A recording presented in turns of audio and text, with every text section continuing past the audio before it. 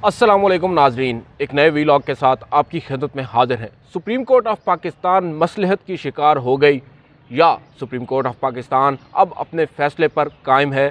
आज आपको इस वीडियो में तफसीलात बताएंगे। सुप्रीम कोर्ट ऑफ पाकिस्तान में, जैसा कि गुज़िश्ता वीडियो में हमें आपको तकरीबन सुबह 4:30 बजे जो अपलोड की थी उसमें बता दिया था कि काज लिस्ट जारी होने वाली है और आज ही समाअत होगी, जो कि अब से कुछ देर कबल सुप्रीम कोर्ट के कमरा अदालत नंबर 1 में दोपहर 2 बजे हो गई है।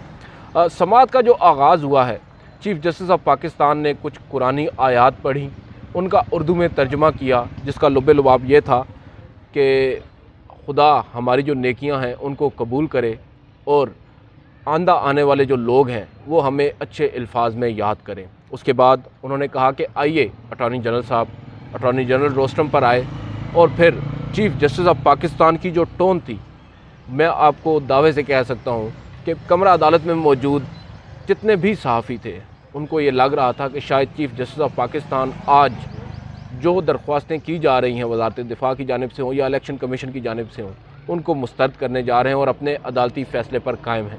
चीफ़ जस्टिस ऑफ पाकिस्तान ने कहा, सबसे पहले वज़ारत ख़ज़ाना की रिपोर्ट पर आते हैं। वज़ारत ख़ज़ाना की जानिब से जो मौक़िफ़ अपनाया जा रहा है इसकी कोई मंतक मुझे समझ नहीं आ रही। काबीना पार्लिमान को भिजवा रही है, हालांकि जो काबीना होती है वो हुकूमत होती है। हुकूमत क्यों कर ख़ुद फ़ैसला नहीं कर पाती, आप हमें बताएं, आइन में कहाँ पर लिखा हुआ है? आपकी ये जो बात है, ये जो दलील है, इस दलील में तज़ाद है। और उसके बाद मैं आप मुख्तसरन आ रहा हूँ। इसके बाद उन्होंने इलेक्शन कमीशन की जानिब से जो रिपोर्ट जमा करवाई गई उस पर सवालात उठाए। उन्होंने कहा कि इलेक्शन कमीशन के लोग हमारे पास आए, हमें कहा कि हमें पैसे ले कर दें, हमें सिक्योरिटी ले कर दें, और अब आकर वो कह रहे हैं कि हम तो इंतख़ाबात करवा ही नहीं सकते। 8 अक्टूबर से पहले इंतख़ाबात करवाए तो अफरा तफरी हो जाएगी।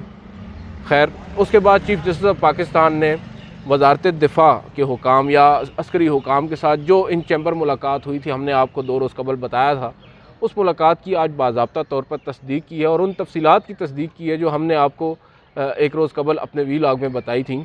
चीफ़ जस्टिस ऑफ पाकिस्तान ने सबसे पहले तो ये बताया है कि उनकी मुलाकात हुई है, उन्हें ब्रीफिंग दी गई है, एक तवील ब्रीफिंग दी गई है DGISI, DGMO और सेक्रेटरी दिफ़ा की जानिब से, और ये ब्रीफिंग उनको अटॉर्नी जनरल ऑफ पाकिस्तान की मौजूदगी में दी गई है। और उन्होंने आज इस बात की भी तस्दीक की है कि जो ब्रीफिंग हुई है ये दरअसल जो अटॉर्नी जनरल ऑफ पाकिस्तान है उनके ज़रिए एक रिक्वेस्ट आई, अटॉर्नी जनरल ने हमें कहा और हमने इनकी जो रिक्वेस्ट थी उसको इंटरटेन किया और फिर चैम्बर में समाअत की।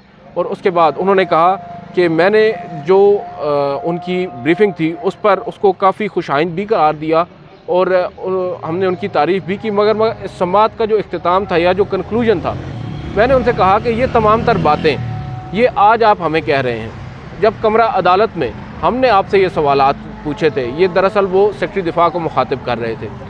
उन्होंने कहा कि जब सेक्रेटरी दिफ़ा साहब हमने आपसे पूछा तो आपकी तैयारी नहीं थी, आपने हमें ये बातें उस वक्त क्यों नहीं बताई? अब आकर हमें आप चैम्बर में आकर कह रहे हैं कि अपना फ़ैसला जो है उसमें आप तब्दीली करें। हम अपना फ़ैसला दे चुके हैं, आप ये बात समझें। 14 तारीख को इंतख़ाबात का फ़ैसला सुप्रीम कोर्ट दे चुकी है। सुप्रीम कोर्ट अब अपने फ़ैसले से पीछे नहीं हट सकती। और साथ ही चीफ़ जस्टिस बोले कि सुप्रीम कोर्ट अब आगे बढ़ेगी। खैर, हमें यूँ लग रहा था कि अब जो है वो चीफ़ जस्टिस इन दरख्वास्तों को मुस्तरद करने जा रहे हैं। उसकी थोड़ी देर के बाद अटॉर्नी जनरल ऑफ पाकिस्तान उन्होंने कहा कि मैं कुछ अर्ज़ करना चाहता हूँ। चीफ़ जस्टिस ने कहा कि बताइए। उन्होंने कहा कि देखें, तमाम जो सियासी जमातें हैं वो इस वक्त इस बात पर मुत्तफ़िक हैं कि जो मुल्क में इस वक्त एक पोलराइजेशन है, जो इज़्तिराब की सी कैफियत है, इसको दूर करने के लिए हमें डायलॉग करना होगा। मेरी मुलाकात हुई है पाकिस्तान पीपल्स पार्टी के चेयरमैन से और आज सुबह एक मुलाकात मैंने वज़ीर आज़म शहबाज शरीफ से की है और साथ साथ उन्होंने बताया कि मेरी मुलाकात उस कमेटी के मेंबरान से भी हुई है जो मुज़ाकरात के लिए तश्कील दी गई है, जिसमें एक साबिक़ वज़ीर आज़म है, एक वफाकी वज़ीर हैं। और उन्होंने ये भी बताया कि अमीर जमात इस्लामी ने जब वज़ीर आज़म शहबाज शरीफ लाहौर में मौजूद थे, वहाँ पर जाकर लाहौर में शहबाज शरीफ साहब से मुलाकात की, तवील मुलाकात की, और उसके बाद मुलाकात ख़त्म होते ही वो साबिक़ वज़ीर आज़म इमरान ख़ान के पास गए और उनके पास भी जाकर उन्होंने वही बातें रखी जो उन्होंने शहबाज शरीफ के सामने रखी कि हमें अब इत्तफ़ाक़ राय कायम करना होगा और इन तमाम मामलात का सियासी हल निकालना होगा। अटॉर्नी जनरल ने ये तासुर देने की कोशिश की कि अब सब कुछ अच्छा हो चुका है या होने जा रहा है। چیف جسٹس آف پاکستان نے کہا کہ یہ تو بڑی خوش آئند بات ہے اور مجھے بڑی خوشی ہوئی ہے، امیوزمنٹ ہوئی ہے آپ کی اس بات کو سن کر کے، مگر کیا ہی اچھا ہوتا جب ہم نے آپ کے سامنے یہ تجویز رکھی تھی، آپ اس وقت اس پر پازیٹیولی رسپونڈ کرتے، مگر آپ نے نہیں کیا۔ اس وقت صرف عمران خان صاحب نے کہا کہ ہم تیار ہیں مذاکرات کے لیے، مگر آپ میں سے کسی نے ہمیں کمٹمنٹ نہیں دی۔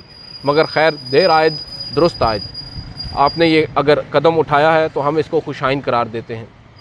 ساتھ ہی انہوں نے شاہ خاور صاحب کو اٹھا لیا، روسٹر پر بلا لیا، اور اس دوران ایک اور بڑے مزے کی ایک دلچسپ بات ہوئی۔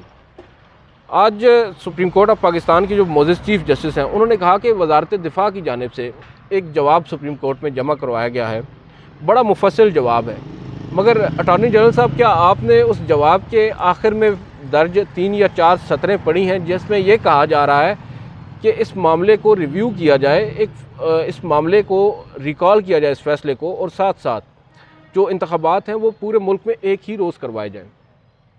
مجھے آپ ایک بات سمجھا دیں، کس قانون کے تحت ایک جواب کے اندر وہ سپریم کورٹ سے اس طرح کی پریئر کر رہے ہیں جبکہ وہ پارٹی ہی نہیں ہے، وہ درخواست ہی زیر سماعت نہیں ہے سپریم کورٹ میں۔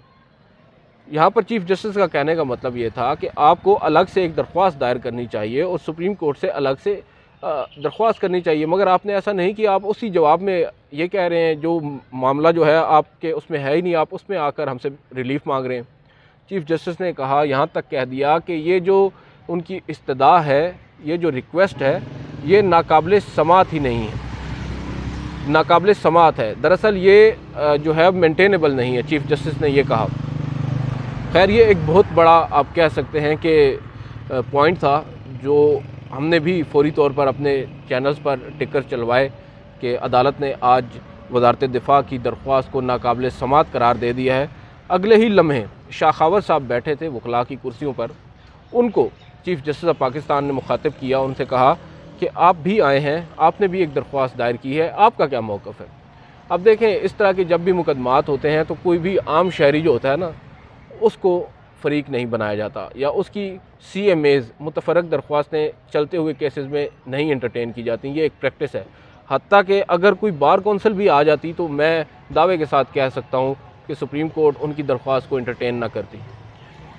ایک دلچسپ بات یہ ہے کہ جو شاہ خاور صاحب کی درخواست ہے وہ ایگزیکٹلی وہی درخواست ہے، یا اس میں ایگزیکٹلی وہی پریئر کی گئی ہے جو وزارت دفاع کے اس جواب میں کی گئی تھی کہ انتخابات ایک ہی روز ہونے چاہیے اور جو عدالت ہے وہ اپنا فیصلہ ریکال کرے۔ یہاں پر بہت سے لوگ شاید یہ چہمگوئیاں کر رہے ہیں کہ شاید یہ انہی کی جانب سے دائر کروائی گئی ایک درخواست ہے جو انہوں نے اپنے نام سے نہیں کی۔ خیر، اس کے اوپر ایک بحث ہو سکتی ہے۔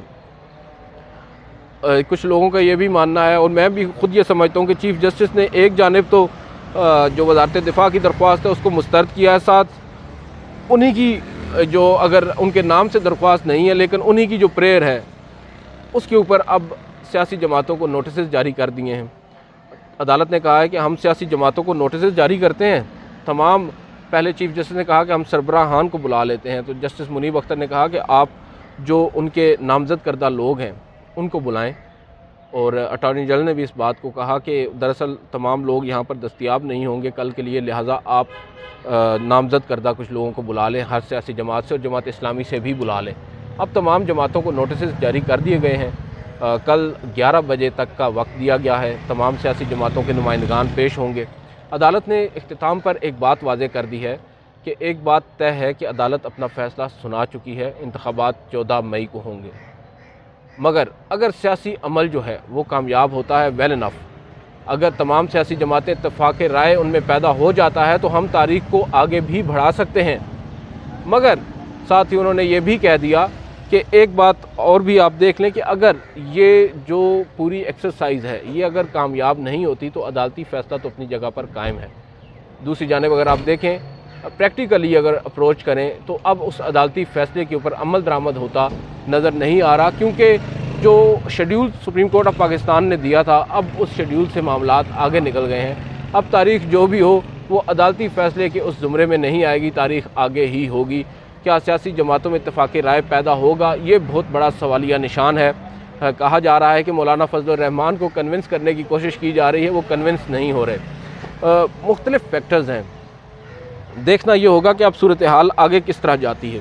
कुछ क्या सराहियाँ की जा रही थी और कुछ अंदाज़े लगाए जा रहे थे। हम भी कह रहे थे कि चीफ़ जस्टिस ऑफ पाकिस्तान को अब स्टैंड ले लेना चाहिए, और चीफ़ जस्टिस ऑफ पाकिस्तान ने, कुछ लोग ये दावा कर रहे हैं कि शायद उनको एक फेस सेविंग दी गई है इस ग्रैंड डायलॉग की सूरत में। अगर आप देखें, चीज़ों का बगौर जायज़ा करें, अदालत अपना फ़ैसला दे चुकी है।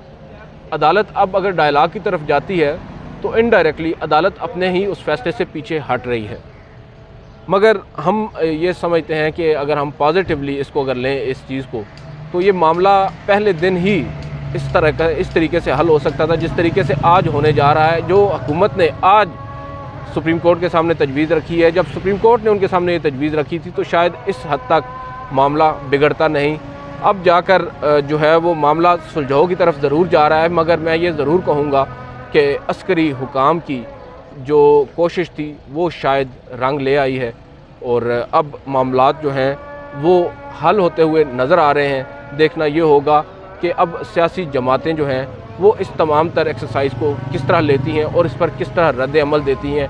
इंतखाबात बज़ाहिर नज़र यही आ रहा है कि होंगे, मगर कब होंगे इसका तयन अब आइंदा आने वाले चंद रोज़ में होगा। आज की इस वीडियो से इतना ही, इजाज़त दीजिए, अल्लाह हाफ़िज़।